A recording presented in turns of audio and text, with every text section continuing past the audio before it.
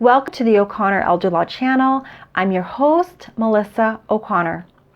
I'm a Florida-based elder law attorney who does estate planning focusing on long-term care needs, commonly referred to as Medicaid planning, and I do probate, and I do it well.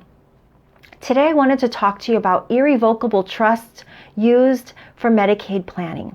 Many folks go and hear seminars or watch videos such as this, or just hear the talk of the town, maybe with their peer group, about irrevocable trusts and how that's been helpful or how it was a terrible experience or whatever. They hear the goods and the bad about these irrevocable trusts with the whole concept is for a future Medicaid application. So I wanted to talk to you a bit today about such trusts and see if it's something that you think might be a fit for you, or if it's something that you think you just want to have a conversation about.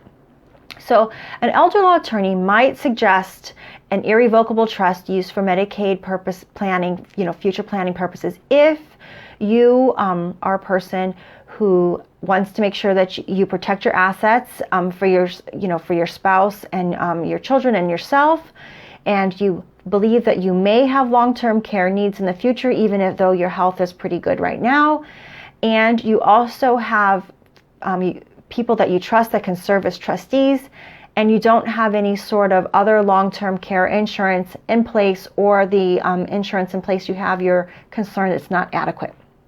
So if you have those concerns, you might be a good candidate for an irrevocable trust that is with the eye for a future Medicaid application. And if you create a trust and it's properly funded, those assets in the trust after 5 years would not be considered countable assets for a future Medicaid application. So really this is something that it's ideal to do as a proactive measure while you're still healthy, or while you're still, you're thinking that you have at least 5 years before you would need any sort of long-term care needs. Just let's talk about some of the mechanics of this trust.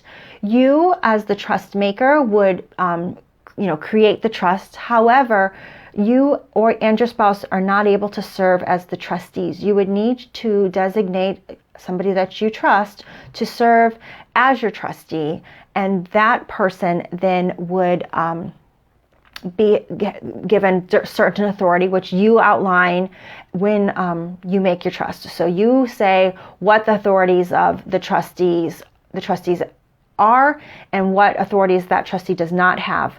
And you are not going to be the trustee, as would be the case if it was your traditional revocable trust, where you still maintain control over those assets. In an irrevocable trust, you make the trust, but you now no longer have decision-making authority about those assets. The trustee that you name will have those authority. You will, however, still have the ability to receive income for that trust. So all the assets that are in there that are generating income, you and your spouse will be able to reap the benefits of that income, and that is an income stream to you. You will have full use of the real estate that is in the trust. So if you place your home in the trust, you will still have full exclusive use of that home that can't be taken from you. These are all terms that are outlined when the trust is drafted. You can also have the authority, maintain the authority to change your trustee. So while you might not be able to serve as a trustee, if you don't think your trustee is doing a good enough job, you could have the authority to switch out to a new trustee. Again, that wouldn't be yourself or your spouse.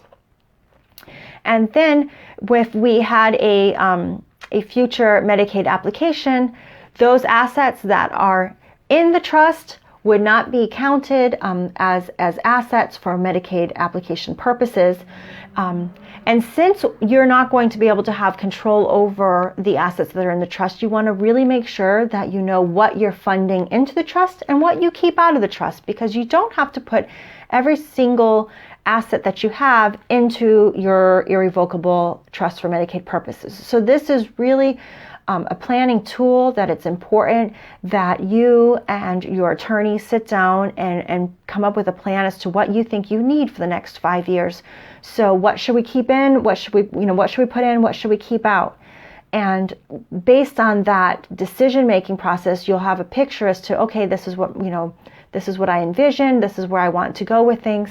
And then you'll be able to draft an irrevocable trust that will meet your needs for your future Medicaid application.